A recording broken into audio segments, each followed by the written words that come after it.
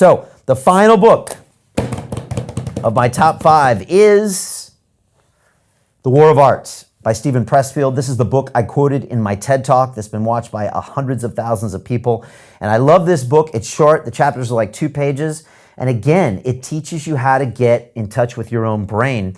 It's written for creatives, but it's for anybody who's got to get something off their chest, start a business, give a speech, build a career, make a piece of art, write something, whatever it is. It's all about fighting something called resistance, which stops us all from being great. And I use a lot of his concepts inside the London Real Academy. All of my students know the term of resistance because we're constantly fighting resistance. And what I love about Steven is he taught me not to get emotional about resistance.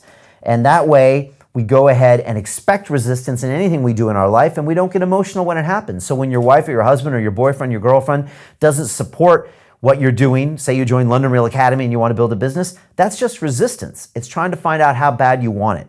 If nobody buys your product the first time, that's resistance. If no one listens to your podcast, that's resistance. If someone says no the first time you ask them something, that's resistance. That's not the world crashing around you.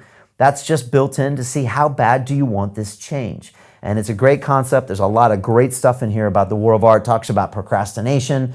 It's really about pulling the trigger, about mastering your mind, understanding that creating something is always going to be an uphill process. So accept it and move forward without emotion. Big fan of Steven Pressfield. He's got another book called Turning Pro, which is all about taking your life to the next level. You know, a professional is someone who does the job even when they don't feel like it. And I'm always thinking about what a professional is. A professional is also someone who makes their job look easy, even when it's not.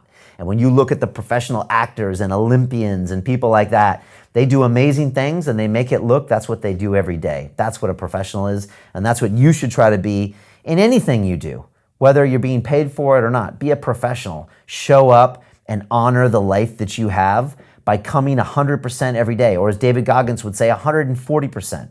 Push it a little bit harder, right? Take a few less breaks. Spend a little less time on Netflix and push your agenda because we're only here for so many days, right? How many days do you have left? 10,000? 15,000 till you're dead? Might as well make this one count, and that's what Steven Pressfield taught me.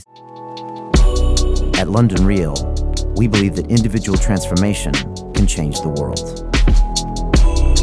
Join us and start your journey today.